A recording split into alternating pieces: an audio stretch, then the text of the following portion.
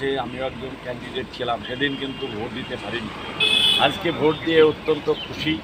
এই কারণে খুশি যে নিজের ভোট দিয়ে একটা গণতন্ত্রের উৎসবে অংশগ্রহণ করেছি। সর্বোপরি বাংলায় শান্তিপ্রিয় নির্বাচন হচ্ছে, এখানেও অবাধ এবং শান্তিপ্রিয় সুষ্ঠু নির্বাচন হচ্ছে। তা আমরা ভীষণ খুশি। আমরা এবারে আশা করছি যে এবারে আমাদের যিনি প্রার্থী হয়েছেন ইউসুফ পাঠান, ভারতবর্ষের একজন খ্যাতনামা ক্রিকেটার, তিনি এই নির্বাচনে অনেক অনেক বেশি ভোটে বহরমপুর লোকসভা কেন্দ্র থেকে নির্বাচিত হবেন। এটা শুধু সময়ের অপেক্ষা।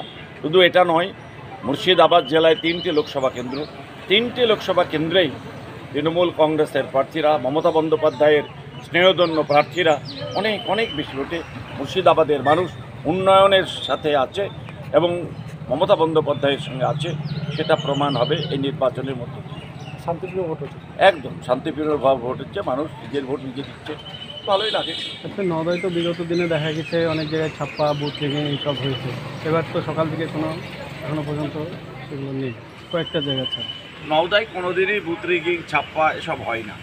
একবার একটা এসেছিল পঞ্চায়েত নির্বাচনে, দু একটা বুথে এরকম একটা বিশৃঙ্খলা হয়েছিল, আমাদের কাছে রিপোর্ট।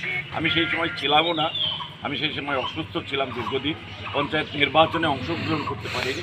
পরে সে খোঁজ নিয়েছি, দু একটা জায়গায় কিছু প্রবলেম হয়েছিল, কিন্তু এবারে খুব শান্তিপূর্ণ হয়েছে। আমি যতদিন এখানে আছি, দীর্ঘদিনের নির্বাচিত প্রতিনিধি, 30 বছরের এখানকার নির্বাচিত প্রতিনিধি, এখানে কোনো দিন কোথাও কোনো বুথে ছাপ্পা বা বুথ দখল করা বা গায়ের জোরে কিছু করা এইরকম ঘটনা কোনো দিনই ঘটেনি।